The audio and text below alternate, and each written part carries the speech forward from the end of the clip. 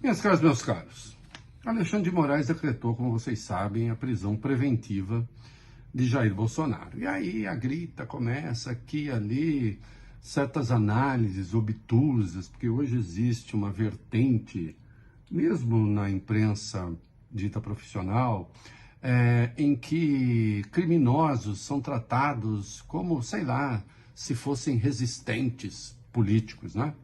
Eu não trato criminoso como uma vertente da resistência política em nenhuma circunstância. Nem quem mora em Brasília, nem quem mora no Alemão, em lugar nenhum. Crime é crime, apenas que o combate tem de se dar dentro da lei, como fez Alexandre de Moraes, que tomou uma decisão impecável, não é? Bom, primeira coisa, para se prender alguém preventivamente, existe uma disciplina legal. Artigo 312 do Código de Processo Penal. A rigor, são 5 razões, desde que haja a evidência do crime cometido e indício de autoria razoável, né? Então, ameaça à ordem pública, ameaça à ordem econômica, está aqui o artigo na minha frente. Quando você tem que preservar a instrução criminal, pode ser que tenha gente bulindo com prova, ameaçando testemunha, né? Ou quando a liberdade do investigado, do réu, né?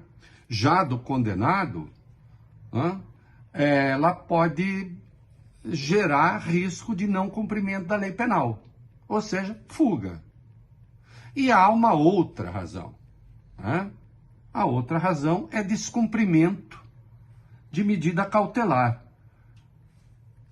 Então, de saída eu digo, é falso que Alexandre de Moraes tenha decretado a prisão preventiva de Jair Bolsonaro porque Flávio, filho dele, convocou uma manifestação de oração em defesa do pai. Primeiro que não é manifestação de oração coisa nenhuma, não é? Ele convocou uma manifestação de ameaça ao Poder Judiciário, mas isso eu falo daqui a pouco. Eu quero me ater à prisão preventiva. Artigo 312. Então, para começo de conversa, violou medida cautelar. Tentativa de rompimento da tornozeleira. E isso não é uma ilação. Isso é um fato. Há um vídeo, já está circulando aí em toda parte, em que Jair Bolsonaro confessa na Polícia Federal que ele pegou uma solda e tentou danificar o aparelho. Poderia, inclusive, ter se machucado, ter se queimado. Ele disse isso. E dentro daquela lógica estranha de Jair Bolsonaro, a gente pergunta, o senhor tentou romper a pulseira? Ele disse, não, a pulseira não, fica tranquila. Ele tentou violar o aparelho. Bom, viola o aparelho quem quer fugir. Então vamos lá. De saída, já temos aí duas das razões do artigo 312. Não é? Ameaça de fuga, inequívoca, ou alguém acha que não? Você tem a ameaça de fuga e o descumprimento da medida cautelar. E quando o Flávio convoca, do modo como fez, a manifestação, aí ameaça a ordem pública. Bom, Alexandre de Moraes ia fazer o quê? A Polícia Federal pediu a conversão da prisão domiciliar em prisão preventiva. Isso foi enviado à Procuradoria, o Alexandre envia o pedido à Procuradoria, que se manifesta favoravelmente, e o Alexandre decretou a prisão preventiva, muito bem decretada. Aliás, ele vai ficar numa cela da Polícia Federal, que é superior a muitos desses hotéis de redes internacionais que cobram mais barato e tal. E ainda com assistência médica permanente, o que a rede hoteleira, obviamente, não garante. Não, ele não vai sofrer nada, vai ter atendimento médico permanente. Não é? Então ele deu os motivos para a prisão preventiva. Ele confessa a tentativa de violação do aparelho, a danificação do aparelho. Não? E aí começa, a liberdade de manifestação no Brasil é livre, segundo o artigo 5º da Constituição. Não, sem dúvida. Agora, atenção, o Flávio convocou uma manifestação nas imediações da casa do pai dele, já havendo a violação da tornozeleira nos seguintes termos: vamos invocar o Senhor dos Exércitos, a oração é a verdadeira armadura do cristão, é por meio dela que vamos vencer as injustiças, as lutas e todas as perseguições. Tem um convite especial para você, assista ao vídeo até o final, vigília pela saúde de Bolsonaro e pela liberdade no Brasil. Sábado, tal, não sei o quê. A nossa pátria não vai continuar nas mãos de ladrões, bandidos e ditadores.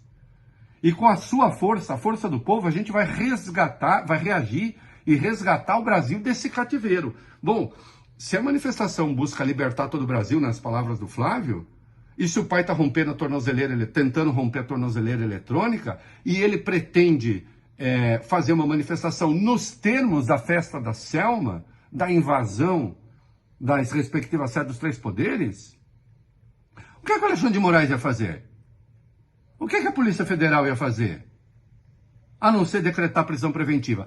Lembrando que essa decretação está no âmbito daquela ação penal, né, originalmente do inquérito, que apura a coação no curso do processo.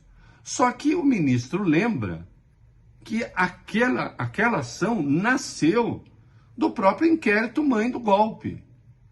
E que o Jair Bolsonaro está em vias de ter a pena executada.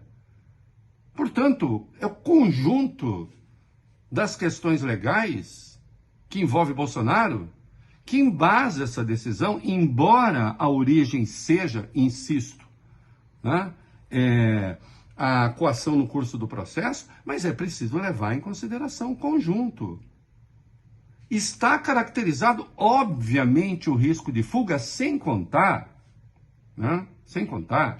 que a própria segurança dele poderia estar em jogo, né? Não só dele, de outros também, porque a depender do que se fizesse ali, ensejaria a necessária ação policial. Notem a irresponsabilidade de uma convocação como essa, né? Lembrando que há medidas adicionais decididas pelo ministro, audiência de custódia, é óbvio, obrigatório, atendimento médico permanente, todas as visitas deverão ser previamente autorizadas e aquelas que já estavam autorizadas estão canceladas, por hora estão suspensas. E aí eu quero concluir aqui, vamos lá.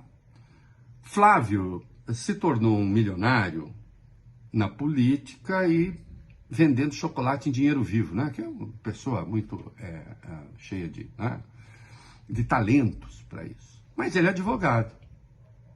Vocês acham que ele não sabia o que ele estava fazendo?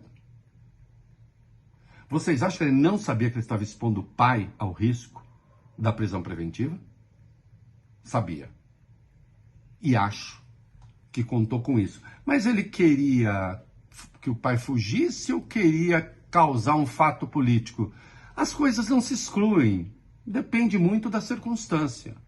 O fato é que se criou, eles quiseram criar um fato político eleitoral também. A prova disso é que Tarcísio de Freitas já pegou carona, já foi para as redes. Jair Bolsonaro tem enfrentado todos os ataques e todas as injustiças com a firmeza e a coragem de poucos. Tirar um homem de 70 anos de sua casa, desconsiderando seu grave estado de saúde, ignorando todos os apelos provenientes das mais diversas fontes e vai por aí. Bolsonaro é inocente, o tempo mostrará. Agora ele virou justiça, né? Seguimos firmes ao seu lado e lutaremos para que essa justiça seja reparada o quanto antes. Este é aquele que se apresenta para os mercados, como eu chamo, como defensor da segurança jurídica. E o pior é ver certa escória que se disfarça de analista político, né, fazendo o trabalho de agitação e propaganda, agite-prop, desse tipo de coisa, né, fazendo o trabalho sujo da extrema-direita. É claro que existem essas implicações políticas, é claro que Alexandre nem as ignora. Agora, um ministro digno desse nome, né, não tem de pensar nessas coisas, tem de fazer valer a lei, com uma decisão impecável como essa que ele tomou. É isso aí.